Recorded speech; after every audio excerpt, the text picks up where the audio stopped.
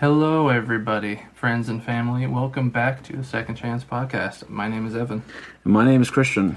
and welcome to the Second Chance Podcast. I said that already. My brain is a bit fried because this is about the 1000th time we're doing this today.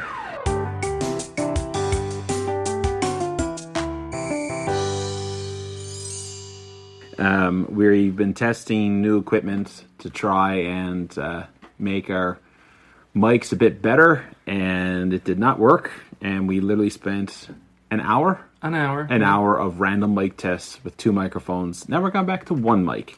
Yep. So, but you know what? It's all good because we're all about randomness here. And Yep. we even had a stool with two cushions from outdoors in the middle of the table.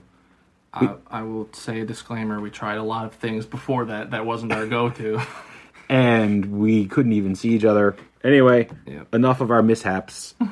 Let's actually get into this episode. Yes. So, Christian, would you like to, before we actually start this one, do you want to recap what we were talking about last episode? Yeah. So last episode, we were talking about first responders. And shout out to all those that downloaded that. It seems like that's a pretty popular one right now, so that's awesome. And just heartfelt thank you to all the first responders out there. It doesn't matter what branch you are from. And it was good. So we talked about a little bit about my own background when I was a telecommunications operator, and then we talked about what Scripture says about protection and how God is faithful to those that serve, and how thankful we are. And so anyway, it was a great episode, really fun episode to do, and I think there's a part 2 coming, but Probably. eventually that will be coming. So Absolutely. I think that was open to a lot more conversation, and as we go on later on down the line, I say we probably get some other people and their testimonies in with it as well. Definitely. Yeah, that'd be sweet. So, Evan, we just came from men's breakfast. We did just come from men's breakfast. It was a fun time. We were following in the footsteps of our buddy Sean, the cook. Yes, my cousin. Yes. And we were cooking for Solid Rock Church out in town. That was fun. A bunch of churches coming together just for fellowship, for breakfast, for a fun time. Had some laughs. Yes. So, funny story. We were mass producing food, and myself and Evan were more along like the helpers. So we were cooking up some hash browns, the big patty ones on the griddles, and our buddy Glenn was there, and we had 4 griddles going, and Sean, of course, is a machine. He's actually a professional cook, chef, and so anyway, he's making all these eggs, and he gives me one simple task, and that was, besides flipping the hash browns, he said, "Can you just clean this pan for me?" And what do? I take the pan to this big commercial sink, and I start scrubbing all the eggs that were stuck onto it. And then I noticed, to my horror, because this is not our church, right? Like, we're in someone else's church, in their kitchen. I then realize the water and the eggs the water's not going down anymore in the sink. And it's just pooled. And I'm like, oh my gosh, I just clogged up their pipes. Yeah. And so, without trying to say anything to anyone else, Evan's there, and I beckon him over he gets paper towel, and we start hand scooping scrambled egg bits out of this big gigantic sink, and it's pointless. Desperately trying to cover up the evidence. Yes, and trying to don't no one come over, you don't need to see what's happening, we just clogged all your plumbing. And so we're trying to do this, and I don't know if you've ever tried to scoop dirt out of water or particles in water with your bare hands. It ain't easy. It's not easy, and God never made our hands like that to work well. So there was just eggs going through my fingers, and anyway, and with that, when we finally gave up, we did get some out. Yeah, we got but it was definitely not going anywhere. Yeah. I went over to Sean and just very quietly said to him, "I think I just clogged the plumbing with eggs." And he was like, "Oh, let me have a look." He's like, "I'm the plumber guy also." And he comes over, and there's this special handle that you turn, and then it releases all the water, and the food particles don't go down or something. No. Anyway, I felt really relieved, but I was mortified because I was afraid like Pastor Peter was going to come down. Yeah, right. While we were upstairs and see Tell the everybody sink off. full of eggs. Hey, what are you doing to my plumbing? Anyway, Something of a plumber myself, he says. yeah. He turns the lever and lets go of the plug in the drain. And we're mortified, right? But yeah, it was good. And our buddy Kier, awesome guy, he's with the Christian Motorcycle Association, and so he was there doing a message about them and what they're involved with, and it's pretty unique because 100% of money donations goes to their outreach. So nothing for admin. It's amazing. And I don't know many places that do that. And they even give motorcycles, like the hybrid ones, so like to be able to go off-road and stuff like that, to pastors all around the world that need it. Yeah. So pretty cool. It's just something like 60% goes to That's right. motorcycles for pastors or something like that, yeah. Yeah, and like 20% goes to the Jesus film, which is like translated in multiple different languages across the world. Yeah. And then also another 20% goes to Something else something important. else. So anyway, it's so awesome. All right. After many attempts, I feel wiped from doing all those mic checks. Yeah. But I'm having the energy come back in here now that Indeed. we know it's actually working. Yes.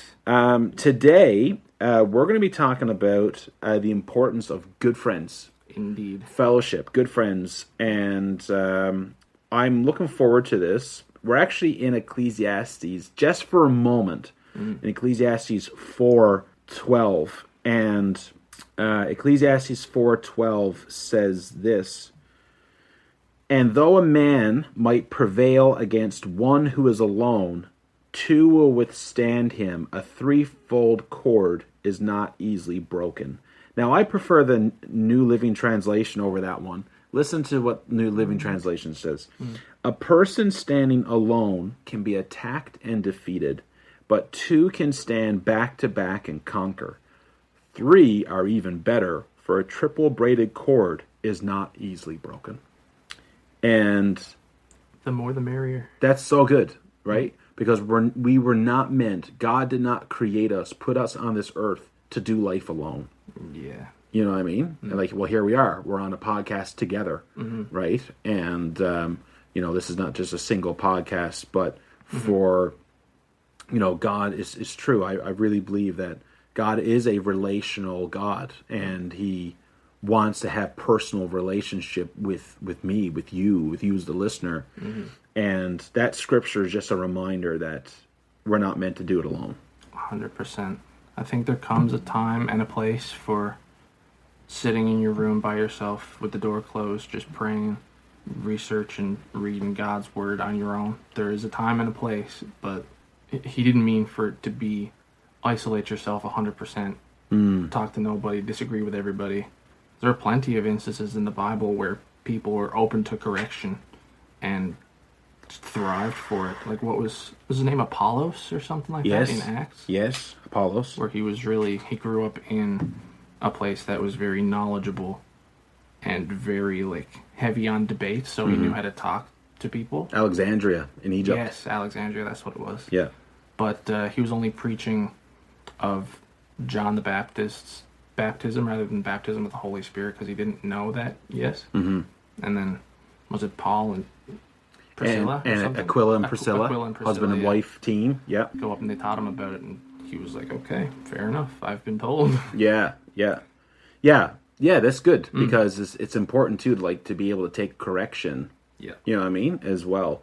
So today we're going to actually dive into 1 Samuel 18. And we chose this chapter today in the Bible because it's so cool of this brother bond relationship that develops between David, who's not king at this time, and Jonathan, who's the prince to be king after Saul and his father. And for those of you that don't know, or maybe you might not be that familiar with the story, King Saul is the very first king ever in Israel, and he starts off pretty good. And then as he goes along, he gets more prideful, and he starts disobeying God, specific commandments, and in general just starts doing bad things, pretty much abusing his power. And so now next to the scene is David, and Samuel actually goes and anoints David. Samuel's a prophet. He anoints him. Really cool story about how David gets picked instead of his brothers. David was the youngest, who was out in the field with sheep. Samuel comes, anoints him, and then David, later after that, fights Goliath. And he then joins Saul's army. And right after the battle with Goliath, which they believe he was like a late teen, not a little baby kid, like a lot of children's books put him as, right? I guess they wanted to relate, but they believe he was like a late teen. Yeah. Because he had already killed bears, lions, things like that. You're not doing that as like an 8-year-old. So now David and Jonathan meet for the first time. So, Evan, do you actually want to kick us off with the first bit? Sure. I'll read and you tell me when. Yep. All right. So I'm reading from ESV, by the way, if you're following along at home. As soon as he had finished speaking to Saul, the soul of Jonathan was knit to the soul of David, and Jonathan loved him as his own soul. And Saul took him that day and would not let him return to his father's house. That's referring to David. Yep. Then Jonathan made a covenant with David because he loved him as his own soul.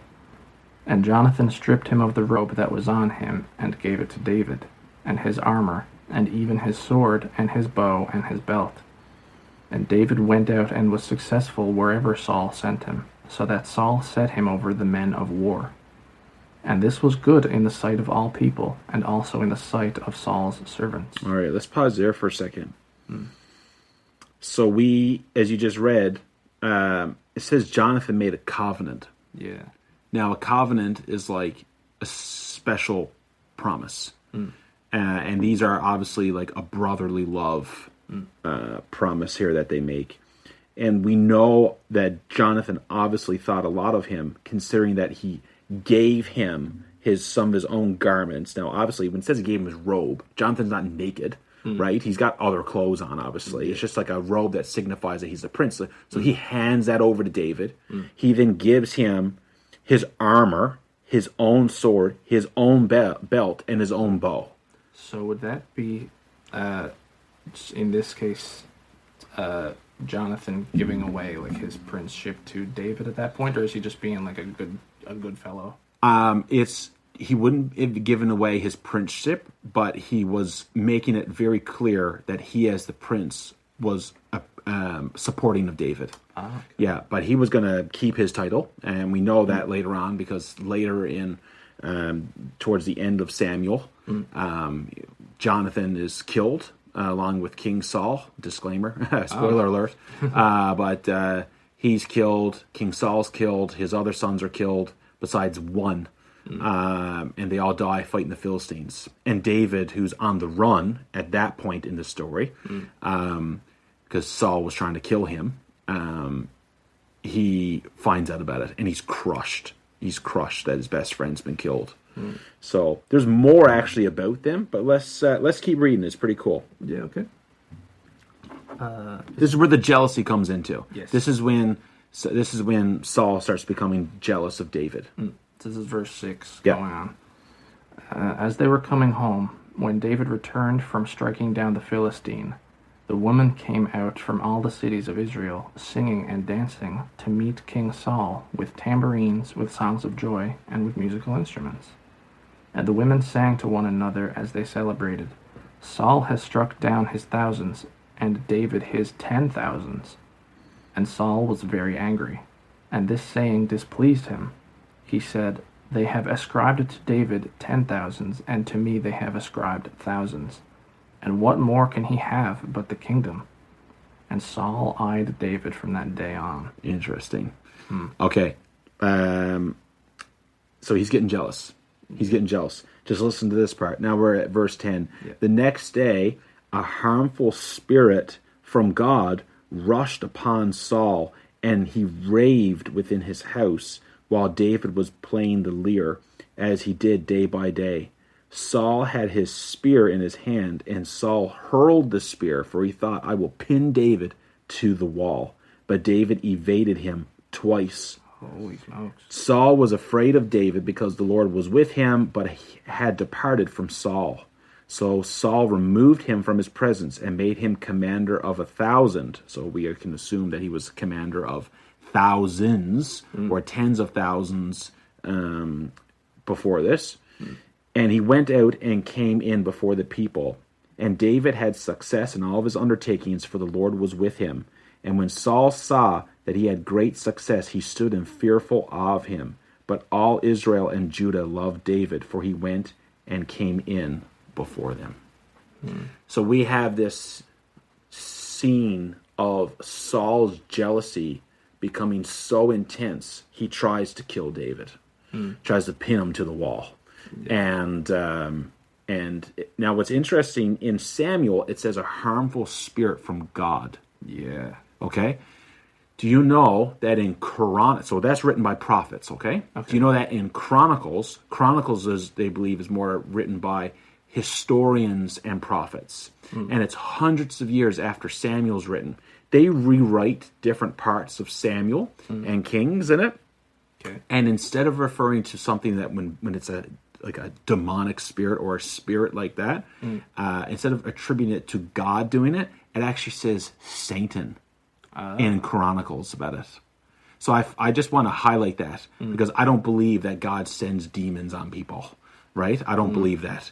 I believe that he allows certain things to happen, but I also believe, like, Satan, the enemy, he does try to harm people. And at this point in time, they attribute it to God, but hundreds of years later, it's almost like, a thought changing. Then they start attributing it to Satan instead, right? Gotcha. And I think we can relate to that today because even like you think of, for years and years and years, a lot of people said, like, don't dance, don't do this, right? Yeah. You can't have any wine at all. It's a sin if you have any wine at all, right? Yeah. And, there are groups now that say, well, actually, David danced before the Lord. Yeah. There's nothing wrong with dancing itself. Anything can become like a wicked thing. If you intend it to be that. Correct. Right? So, I think it's time. Time for Davakeem. Hey!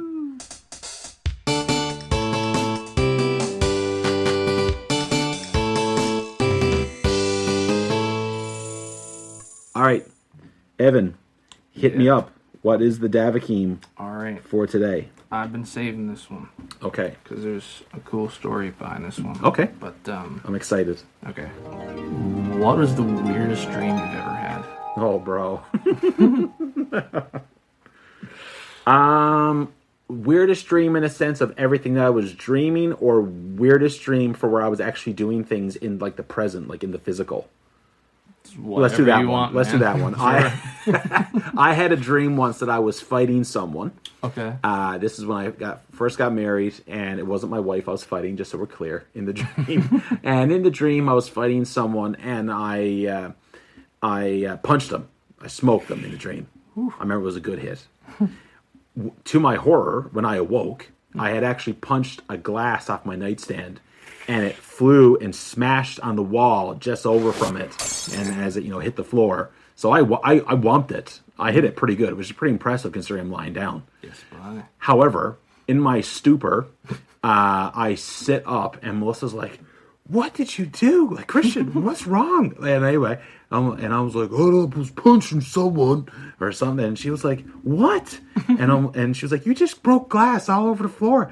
"Fine, I'll clean it up." And with that, I tried to step onto the floor with the glass, and she hauled me back in bed and was like, "What are you doing?" And anyway, she went and got the broom, and I've been finding that lately. I don't punch people now in my sleep, but I'm finding, like, I talk a lot now. Apparently, that's what my wife tells me. Like in your sleep? Yeah, man, full on and I'm like I'm an angry old man when I'm asleep, and I'm only 35. How about you? I had a really weird dream one time. This was like years ago. The dream was like black and white, like old. And I was in my nan's backyard, I was standing on a rock. I don't remember why or what was going on, but I was just like staring out into the road, and I heard music behind me, and it was like I was there in my nan's backyard, but I was seeing people walking around and walking up in the house, and it was like nobody really noticed I was there, even though I was standing there Okay. saying hi, and they were just like, it was like it was a ghost or something like that. And I heard music in the background. Yeah. It wasn't something that usually happened in my dreams. Like, I don't dream about music a lot. Yeah, funny yeah. enough. I'd never heard this song that I dreamed of before. And then I think it was a week after, or a couple days after, just listening to music, I had found the song Yeah. that was one-to-one what I dreamed of. I'd never heard of this song That's before. wonky. Yeah, it was super weird. Yeah. I was listening to it in the car, and I had to park. I was like, this is what I was dreaming about. Spooky. But yeah, it was cool. That is interesting. Yeah. That's weird. That is weird. Yeah. Dreams are a whole nother thing. There's a lot of stuff about dreams in the Bible. It's pretty cool, but we'll save that for another time. 100%. All right. So we're going to skip for a moment, and we just read a bit of 1 Samuel 18. Yep. Let's jump to 1 Samuel 20. Okay. So just a little filler. What happens in 1 Samuel 19 is that there's this big festival, and Saul is super jealous of David now. He's already tried to kill him once, and he's tried to send men to David's house because David had married King Saul's daughter after defeating Goliath, right? So that's his wife. So Saul actually sends men to kill David in his house. David gets word of it. He escapes. His wife, Micah, actually takes, it says an idol, so I don't know what's on the go with that, but puts it in the bed and puts like false like looking hair on it. So when they come in, they think it's David in the bed. And he's actually gone. So it was like super tricky. Like and that old trick where you shove pillows under the blanket. 100%, right? That's back in like the Bible times. There you go. And so David takes off. He's on the run now for a bit. He's hiding away from Saul purposely. And then Saul has this big festival. It's part of the Jewish festivals. Yeah. And everyone's supposed to come that's important. He's expecting David to come. He wants to kill David. Yeah. David knows that Saul is trying to kill him. Jonathan, though, doesn't fully understand what's really going on because he hasn't been around these moments when Saul's killed him, because Saul knows Jonathan and David's love for one another. So he doesn't really get his son involved until this moment. So they're here at this big festival. The seat's empty, and it's part of the test. And David says to Jonathan, I'm not going to come. If Saul, if your father is angry that I'm not there, then you know he's trying to harm me. However, if he's fine with it, then what I'm saying is not founded anymore, and things will be all right. Let's put it to the test. And Jonathan's like, I'm telling you right now, my dad's not out to kill you. And so they go up to the festival, they're sat down. Jonathan, that is, David's seat is empty. Yep. Saul says to Jonathan, where's the son of Jesse? He doesn't even call him David. Wouldn't even refer to him by his name. Right on. And Jonathan tells him that he had to do like things with his family, part of like a sacrifice or something like that. Yeah. And he asked if he could not come. So I said, that's fine. And with that, Saul loses it. And he actually picks up a spear and whips it at Jonathan. Jeepers. Almost kills his son. Right on. It's the only curse word in the Bible, which I won't say. You can read it in English Standard Version yourself. It's used. It's like a degrading word for women. He calls that to David. He calls that to Jonathan, right? Insulting his son. And now we're in chapter 20. So all this stuff happened in chapter 19. Now we're in chapter 20, where Jonathan knows his dad is surely going to kill David. So he's going to help him escape. And he had a little thing planned. So let's go. Oh, and that was also verse 20. So let's go right down to verse 35. In chapter 20? Yeah, in chapter 20. Let's go right to verse 35. Okay. For those of you that are following along. David storms out of there. It says, and David rose from the table. So this is after Saul tried to kill him. Rose from the table in fierce anger, ate no food on the second day of the month, for he was grieved for David because his father had disgraced him. Yeah, that was verse 34. Right? Yeah, that's right. So now let's go into verse 35. You want to read it? Yep, sure. In the morning, Jonathan went out into the field to the appointment with David, and with him a little boy. And he said to his boy, "Run and find the arrows that I shoot." And the boy ran. He shot an arrow behind him. And when the boy came to the place of the arrow that Jonathan had shot, Jonathan called after the boy and said, "Is not the arrow beyond you?" And Jonathan called after the boy, "Hurry, be quick, do not stay." So Jonathan's boy gathered up the arrows and came to his master. But the boy knew nothing. Only Jonathan and David knew the matter. All right. Pause there for a second. Okay. That's the secret arrangement that Jonathan and David had set up. Oh, okay. So David is actually in this field hiding behind a rock. He's listening for Jonathan. Jonathan shoots the arrow, and he has already made a prearranged saying with David that if I say, hurry, go get that arrow, it's gone past you, that means you need to leave. You got to flee because my dad's going to kill you. And he says if he says everything is fine, get the arrow, let's go, that means everything is okay. Yeah. So he just told him, Hurry up. hurry up. You got to get out of here. It's a prearranged message. That's what it says. The boy knew nothing. He had no idea about the plans. Fair enough. And Jonathan gave his weapons to the boy and said to him, "Go and carry them to the city." And as soon as the boy had gone, David rose from beside the stone heap and fell on his face to the ground and bowed 3 times. So a very respectful thing. These guys are best friends. And they kissed one another. So that would have been like your custom Jewish kiss on the cheek. And wept with one another. And David weeping the most. They're saying goodbye. Yeah. It's sad. And they're saying goodbye. Then Jonathan said to David, "Go in peace, because we have sworn both of us in the name of the Lord, saying, the Lord shall be between me and you, and between my offspring and your offspring forever." And he rose and departed, and Jonathan went into the city. Dang. And that's it. That's the last time they saw each other. That's the last time they saw each other. That's rough. It is rough. And before this, when they were in the before like the whole festival, and they made this arrangement for the arrows and all that stuff in the field, they made each other swear promises, oaths to one another that David wouldn't wipe out Jonathan's family line when he became king. Jeepers. And so they were making oaths. And so this is really sad that now they're finally saying goodbye. And after this, as we get ready to clue up, after this is when one of the biggest manhunts in Israel's history happens, where Saul goes on this. He actually uses like a decent portion of his army to hunt down David. Yeah. And he never catches him, but he hunts them down. And multiple times David actually has the opportunity to kill him. And doesn't. And doesn't, because he said he said, God, this is God's anointed. Saul had first been anointed before me, even though I've been told I'm going to be king. I am not taking anybody's life that God has anointed. There you go. I won't do it. But there's no inkling at all that they ever meet again. And then late in the end of this book, it's when Jonathan dies. He gets killed by the Philistines.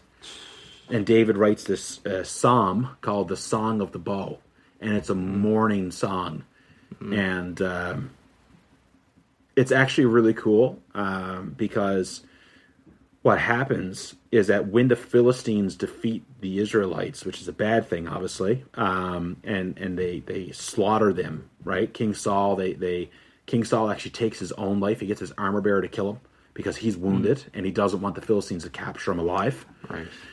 Jonathan, they're all killed, and this guy, this Amalekite, this is interesting now. This will show you David's like loyalty. Who were the Amalekites again? So they were like a sub branch of like, they were like down the family line of Israelites, but not like part of any of the tribes. Oh, okay. So in terms of which like side they're on, They're the enemies. Okay. They're a part of the bad side, Right for on. sure. Okay. And so this guy, this Amalekite, after this battle's over, after Saul's dead, after Jonathan's dead, he brings the news. He's the first one to bring the news to David.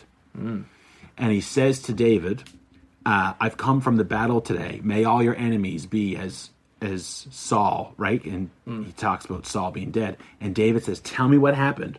And the Amalekite, who actually wasn't the one that finally finished off Saul, it was Saul's own armor bearer, because he took his own life, the armor bearer. This Amalekite there, and he's lying. He says to David, Saul was injured. He asked me to kill him and put him out of his misery, so I did. So he's saying that he did it because he wants to get in good grace, thinking with David, I just killed your enemy.